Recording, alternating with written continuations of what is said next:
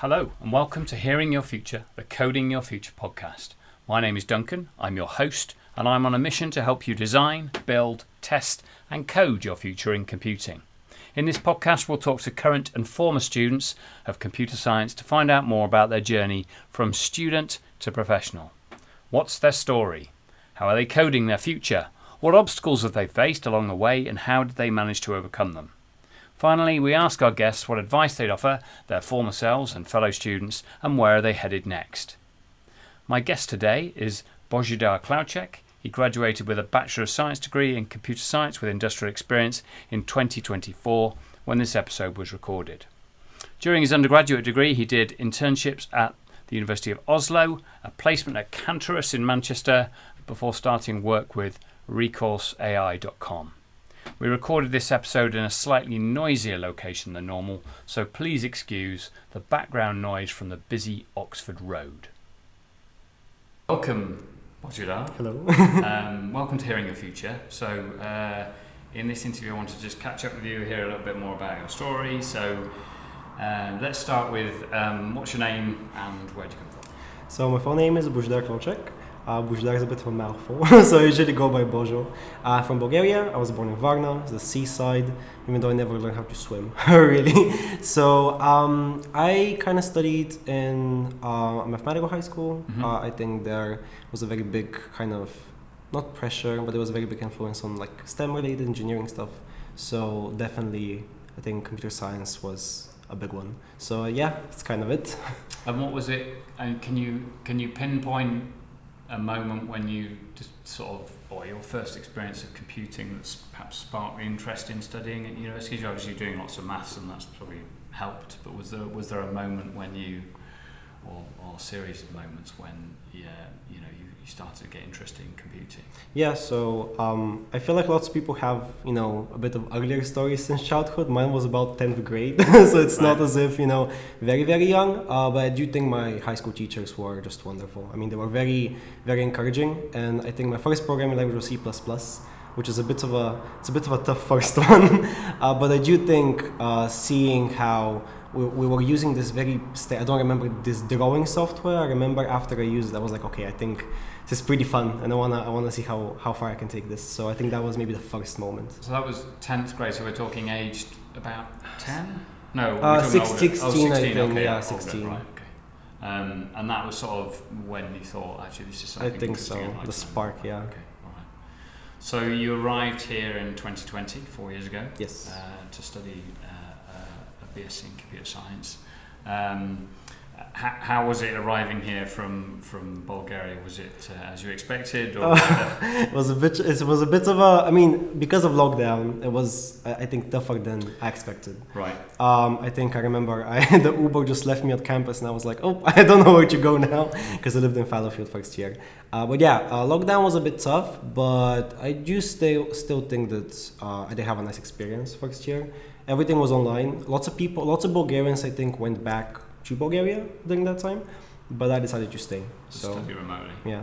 But I suppose this was in the lockdown, so you weren't able to get out as much as you might. Not have really. done. Yeah.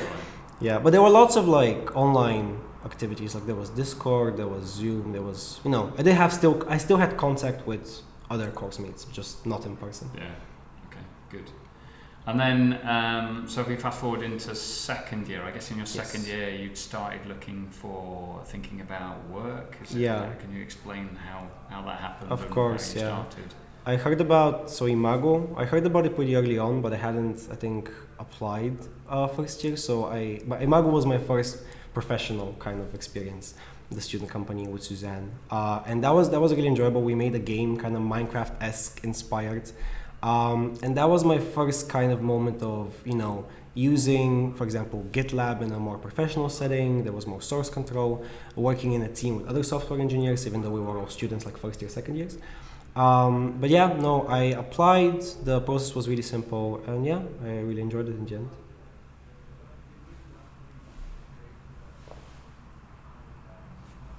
Okay. Right. Okay. So So we're coming to the end of the second year. So you spent a summer working for the student software company. Yes. And then what happened after that? So the Imago was during the second year, like in the spring. You were part time. It wasn't a summer. It was a part time. Okay. Yeah, so it was about 3 or 4 months maybe. Yeah. Right. Okay. And then the summer I worked in Norway. So I was. It says a research assistant, even though I feel like now hearing the word research assistant, that sounds a bit more fancy.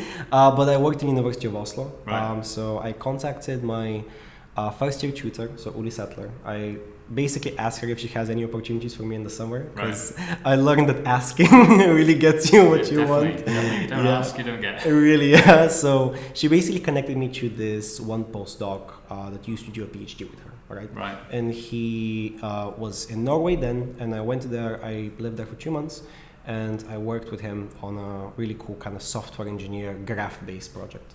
Right. So yeah. That was good. So different experience again though. So we've gone from Bulgaria to UK to Norway and then back to UK again. And you when you came back, you started a placement year. Yes. So can you describe a little bit how that came about? Of course, yeah. So I actually applied for the placement very early on. I applied for it in November of second year, and it started September of that actual placement year. So I applied so early on, I kind of forgot about that everyone else is also applying. They were kind of stressed about it, and I was like, I'm okay. I have my placement sorted. So I went in September. The company's called Kantaras. I basically worked in their app development team. Mm-hmm. I really enjoyed it. I think lots of people on their placement, they get a very kind of maybe specialized experience, so front end or back end or maybe something more data management. I was more of everything, a little bit of everything, and I really enjoyed that. Yeah, it was. I like to say it was like a full stack experience, even though full stack. But that was great, and my manager was wonderful, so I really enjoyed my time there. Good. Okay, so that was Kantaras. So they do. How would you describe what Kantaras do as a company? They mainly they work with kind of membership-based organizations. So, for example, in the UK especially, there's lots of associations or organizations with people with different specializations. So I think one of the most famous one, ICW, so that's like an Institute of Chartered Accountants. Mm-hmm. And so Kantaras basically provides apps, websites, kind of membership-based like community management. And I didn't really have much experience with any of that really, especially with apps. But it was really interesting to see how kind of a professional, because beforehand it was only internships, right? So this is like a 9 to 5 proper. You go in the office, you work. Yeah. So I was definitely. This is where lockdowns. We're out of lockdown now. Yeah, so pretty everyone's much. back in the office. Yeah, probably full time, and you're doing 9 to 5 in a real office in central Manchester. I guess it was like right next to Primark. So yeah. Great. So that was it. You spent a year doing that, yes. And then you came back for your. So this would have been, is it this time last year? So 2023. 2023. So September 2023. So you came back, and you started your final year. Yes. So can you tell us a little bit about your final year project you worked on? Of course, yeah. So the way I brand my final year project, when I have to explain to people, is I brand it as like Grammarly, but for Bulgarian. Right. Because like Grammarly, like spell checking, grammar checking, that's kind of what I wanted to do with my final year project. So, because I've worked as a translator before, and I noticed that there just isn't a lot of tools you could use to spell check or grammar check your text in Bulgarian. So that was kind of my focus. And there was also a bit of a, I guess, research-based interest. My supervisor was Riza. She's absolutely wonderful academic, and she really taught me how to, reference, research, all of that kind of field. So I made kind of a new UI, and it's very similar to Grammarly, I would say, but for Bulgarian. I suppose so. Tools like Grammarly, I guess they have a bias in that they tend to focus on certain languages, right? Yes. So it's only English for Grammarly. They only do English. They don't have. There isn't a French Grammarly, I guess. I mean, there might be, but it's only Grammarly. Like the product is only for English. Yeah. Unfortunately, yeah. Okay. Right. Okay. So were there? So what sort of in all those different? You've done. You've got a great range of experience there. What were the main obstacles that you faced in the project, and how did you overcome them? For the project, it was definitely kind of maybe lack of resources. I mean, I feel like there wasn't enough established solutions because that was the big motivation for the project, right? But the downside of that is you don't really have anything to compare yourself against. So it was kind of like I was trying to test the waters of what I could be doing and what's already out there. There was flexibility in there, which kind of allowed me to kind of make my own solution. But trying to compare, I mean, for example, I had to compare myself to like Russian software, for example, because Russian and Bulgarian, they're kind of similar, not the same, but still, it was the closest I can get to, really. So trying to see what I could do with the tools I'm given that they were very limited. I think that was my biggest obstacle. So what sort of benchmarks do you use for, what's the word, assessing or evaluating like how good the tool is? So in natural language processing, there's kind of two sides to it, I guess. There's like a quantitative and a qualitative. So quantitative wise, I went for like metrics. So it's as easy as counting the correct words to the incorrect words. That was pretty easy. And there was also kind of a qualitative aspect where I made a survey. I asked lots of my friends, lots of people on LinkedIn. Like I sent it to everyone. Really, my mom and my dad did it. Trying to just compare different corrections in Bulgarian. But it was only for native Bulgarian speakers because obviously you got to see how fluent, how readable, how correct. Okay, good.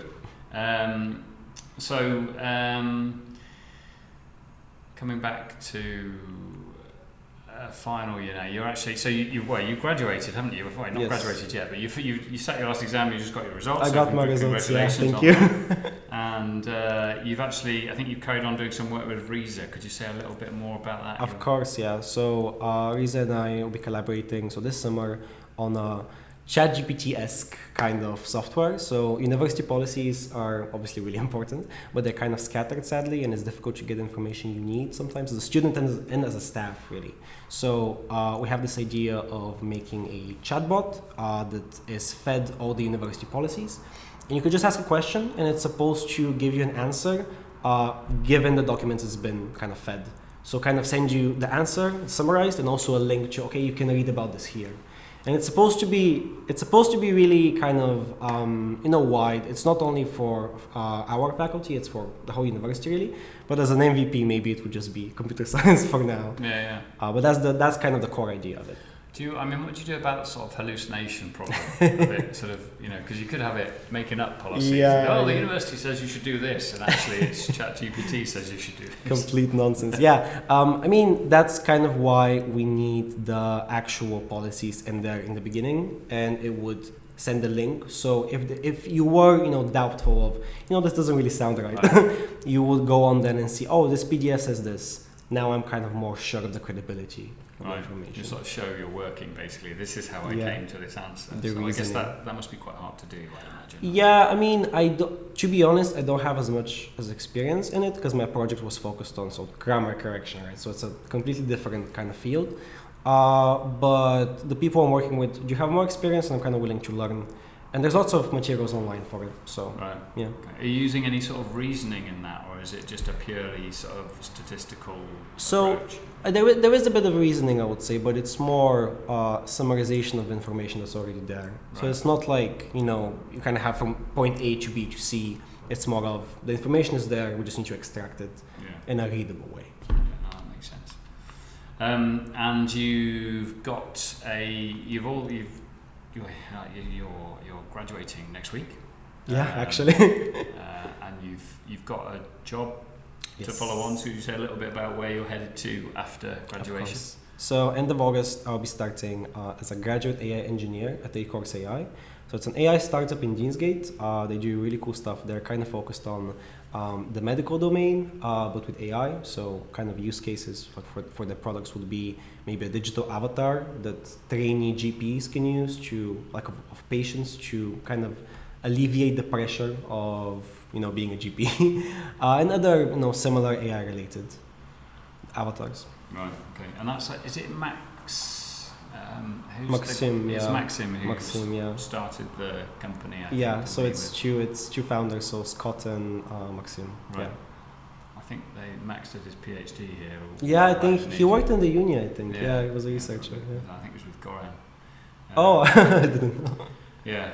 Okay, good. So that's exciting. Yeah, kind of, no, something right. different again. Yeah, no, it's kind of been all over the place, but I really enjoyed it. It's like a diverse experience. Good. Well, we wish you luck. Thank you. Good luck with that. So a few questions to follow up here at the end. So these are first one is minority report. So Okay. I ask if people are happy to talk about if you're a member of a minority group or an underrepresented group, what could employers do? And because you've experienced lots of different employers along the way, but also the university do in making the workplace and the campus more welcoming and inclusive to people from your minority group. Yeah, so in terms of minority groups, I am a member of the LGBT community. Mm-hmm. I think that's maybe more underrepresented in STEM. I think one thing I've noticed that really works for LGBT people is just, the sense of community. So like in Cantares, for example, there was a kind of a LGBT chat community of colleagues that were LGBT, and that was really fun because it's like, you don't know these people, but from now you have something in common. You can talk about them and talk with them. So it's really fun. I'm also Bulgarian, so being Eastern European after Brexit, not many new Bulgarian students, sadly. But yeah, no, I don't feel like I've been discriminated against or anything like that. I feel definitely a sense of community is the thing that goes, a long way. Yeah. Such groups. Okay. Good. All right. Okay. So the next question is you're the VC. I want you to imagine that instead of this, we have a new vice chancellor who started. He's already started actually, Duncan Iverson. I want you to imagine that you've got the job instead. Right. And what would you do if you're a VC to improve the teaching and the learning that goes on at the University of Manchester across not just in computer science, perhaps across. I guess you've got friends who've done different degree programs and you've probably spoken to them. What would you do? So I think maybe my biggest point would be regarding maybe feedback of work, so like courseworks and maybe even formative exercises. I've noticed sometimes because of there's different reasons for it, but sometimes feedbacks get pushed back for students. If there was a way to ensure that feedback was maybe within 2 to 3 weeks after submission, I would definitely implement that in a heartbeat. I think that's something big, and I feel feedback is the only way a student can really develop and grow. Yeah. So I think that's a big one. Yeah. Okay, that's a good answer. Then the next question is, I ask all the guests who come on the show to recommend a tune, a podcast, a book, and a film. So let's start with a piece of music. Is there a piece of music that you recommend people listen to, or perhaps it's important to you? Yeah, means something to you. I'm trying to think. I think this year has been kind of a year of just discovery of new music. I've started learning Turkish, so I decided I should listen to Turkish music. Right. So there's this one Turkish performer, Tarkan. He is absolutely wonderful. Right. He sings about unrequited love a lot, but he sings about it in a really fun way. Right. So it's really refreshing. I enjoy it. So definitely, I think if anyone's looking to learn Turkish, listening to Turkish music is very lively. Yeah. I think I can remember. I didn't go to the ball this year, but last year. I think I remember hearing some Bulgarian music come on at one point. What was that music? Because I just remember the Bulgarian community going absolutely bonkers and thinking, what's this music? It's fantastic. Yeah, no, it was lovely. I think it was me and Ivago actually. I think you've done an episode with him as well. And we were talking about how it'd be wonderful if we had like a Bulgarian moment here. And he went and he asked the DJ, and at first he was a bit hesitant, but then he put it on. Is this song called Centrupe by Aziz is a very kind of famous entertainer in Bulgaria. Right. And people loved it. I remember it was such a moment. It was at the end as well, so everyone, the energy was a bit low, and then everyone just sprang back up. I saw it. The place suddenly became alive. Of course, absolutely, yeah. And not just Bulgarians, like everyone was joining in. Thinking, what's this fantastic music? Yeah. So that's good. So we've actually snuck 2 tunes onto the playlist. Oh yes, we have. That's right. The other one is one podcast. You may or may not listen to the radio or podcast much, but are there any radio or podcasts? The other thing is audio. You could cheat and do an audio book. Is there anything that you'd recommend that you've listened to, a book or a show that you'd recommend our listeners listen to? So in terms of podcasts, I don't usually listen to them. I feel like the one I listen to the most, it's called The Basement Yard. It's like with these 2 guys, and they just kind of talk about the recent events, but they do it in like in a funny way. Like the humor is very close to mine. I usually put it up when I'm cooking or something, Right. and I just have a laugh. They're just really fun. Basement Yard. Yeah. Okay, good. Next one's one book. Is there a book that you'd... So I think I really enjoy like murder mystery like kind of themes. So I think the last murder mystery thing I read, it's called the Thursday Murder Club. Right. It's like set in a retirement home, and these elderly people, solve a mystery. It was very charming. It was I didn't have high hopes for it at first, to be fair, but then I read it and I really enjoyed it. So Is it Richard Osman? I think. Yes, It's I Richard think. Osman. Yeah. Okay. Yeah. That sounds good. he has there's like a whole There's I a think whole series several of them, books. isn't there? Yeah. Yeah. And the last one is one film. One film that you recommend. Doesn't have to be. Could be something contemporary or something further back. in Yeah, time. I think I'm gonna continue on the murder mystery kind of theme. Okay. I really enjoy. There's this new one, A Haunting in Venice. It's like adapted from Agatha Christie's like murder mystery book. There's like a whole series again. It's like a murder on the Nile or a murder on the Orient Express, and it's again like you put like 10 people in a room. One's bad, who done it kind of thing. I really enjoy that. Right. So I think definitely Solving that's- the puzzle. Yes. Great. Okay. Good. And then a colleague of mine in the physics department has invented a time travel machine. Oh, perfect. They assure me that it works. Okay. I can give you this time machine and you can travel back in time. 2020, when you arrived here in that Uber taxi Right. and dumped on campus in the middle of pandemic, what advice would you give your former self? Right. So I think the biggest advice maybe would be not to maybe self-reject, self-sabotage yourself when looking for opportunities. I think especially first year, I remember I had this moment where I would see an opportunity online. Like especially I think there's this very special Google opportunity for first year, 6-step programming. Yes. I remember seeing it first year and I told myself, I can't apply to this. Like I don't have the experience, they wouldn't accept me. And I would just tell myself that I should just go for it. And this goes for all opportunities really. Like even if you're not sure like how you're gonna do it or the logistics or like where you might even live, like you're gonna figure it out. If it's something you want to do, you definitely should go for it. I feel like especially people are gonna be rejecting you so much. So if you're rejecting yourself as well, that's just an added filter, I think. Yeah. And that's just self-sabotage, I think. That's good advice. I mean, I know step programs that particular step program is very competitive. It used to be for first years, but now it seems that changed now. it's got so competitive that most people who are getting it are second years. But I think the initial plan or initial idea was that this was something like exclusive for first years. But I mean, if it's like, I know it's a bit of a cliche, but if you don't buy a lottery ticket, you can't. Exactly. Yeah, that's the point. Yeah. Yeah. Okay. Good. Lovely. Well, thank you for coming on the show. Thank you for having me. Thank you for sharing your story. We look forward to seeing your graduation next week. And are you bringing your family along? Yes, both my parents. Yes, just the 2 tickets. Yeah. We'll see them, and good luck with your future at Recourse. Thank you very much. Thank you. Thank you. Thank you for listening to Hearing Your Future, the Coding Your Future podcast. You can find out more about this episode and all the other episodes, including full transcripts and show notes, at cdyf.me. That's Charlie Delta Yankee Foxtrot Mike Echo. You can also find us on all the major podcast platforms by searching for Coding Your Future or Hearing Your Future, so that you can subscribe and listen wherever you get your podcasts. I hope you found something useful to help you start coding your future today.